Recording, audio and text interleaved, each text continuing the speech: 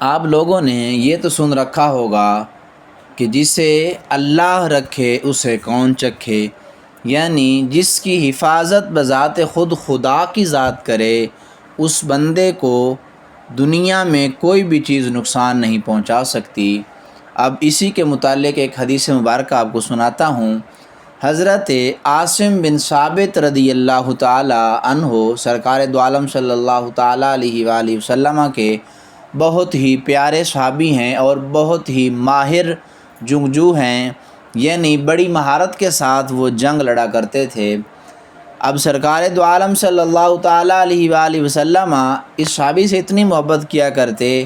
کہ ایک مرتبہ تمام صحابہ سے سرکار نے پوچھا کہ آپ لوگوں کو جنگ کرنے کا طریقہ معلوم ہے کیا ہے؟ تو حضرت عاصم بن ثابت رضی اللہ تعالیٰ عنہ نے جو کمان ہے جس میں تیر ہوتا ہے وہ نکالا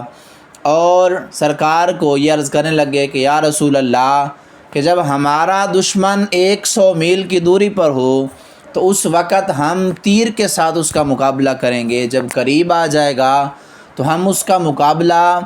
نیزے کے ساتھ کریں گے، جب نیزہ ٹوٹ جائے گا تو پھر ہم اس کے ساتھ مقابلہ تلواروں کے ساتھ کریں گے۔ تو سرکار دو عالم صلی اللہ تعالی علیہ وآلہ وسلم نے ارشاد فرمایا، تمام صحابہ اسی عاصم بن ثابت کی پیروی کیا کرو، صحیح طریقے سے جنگ لڑنے کا یہی طریقہ ہے اور اسی کے مطابق تم بھی جنگ لڑا کرو۔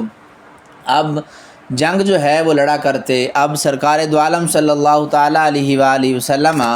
کے ساتھ کئی اور جنگیں بھی ان کا جو ہے لڑنے کا معمول تھا، لیکن جب جنگ بدر ہوئی اس وقت یہ پیارے صحابی جب جنگ میں گئے تو کافی سارے جو کفار تھے ان کو شہید کیا۔ ان میں سے ایک کافر مشرک تھا، یعنی وہ اللہ کے ساتھ کسی اور کو شریک بھی ٹھہرایا کرتا تھا۔ اب وہ حضرت عاصم بن ثابت کی تلوار کے نیچے آ گیا اور آپ نے اس کو موت کے گھاٹ اتار دیا۔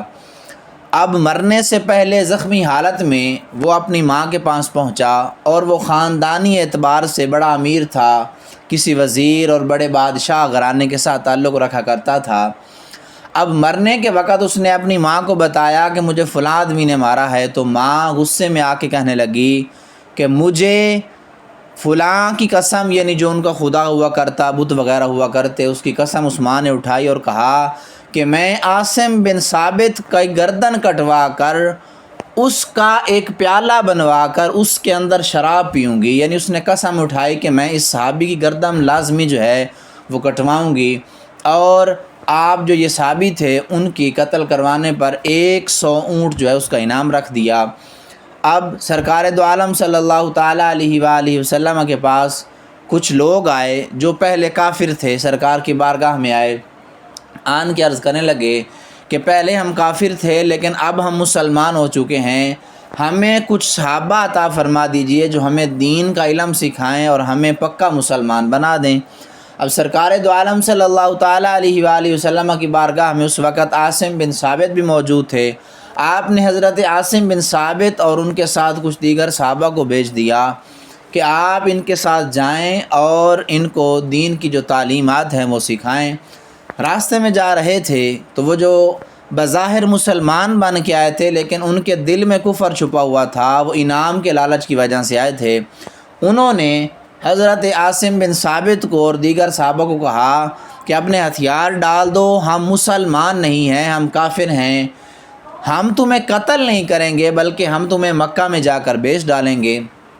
اب حضرت عاصم بن ثابت جو ہیں انہوں نے جنگ سے پہلے اللہ کی بارگاہ میں یہ دعا کی تھی کہ یا باری تعالیٰ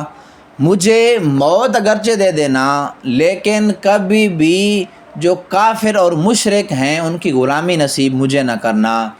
اب حضرت عاصم بن ثابت رضی اللہ تعالیٰ عنہ نے ان کفار کو کہا کہ مجھے مرنا تو قبول ہے لیکن میں تمہاری غلامی کبھی نہیں کر سکتا۔ آخر کار لڑائی شروع ہو گئی، لڑتے لڑتے آپ نے کافی سارے مشرک مارے، لیکن آخر کار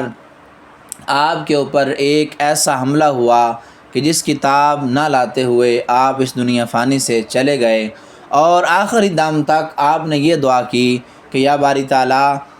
مجھے موت تو دے دینا لیکن ان کافروں کو میرے اوپر کبھی غلبہ نہ دینا۔ جب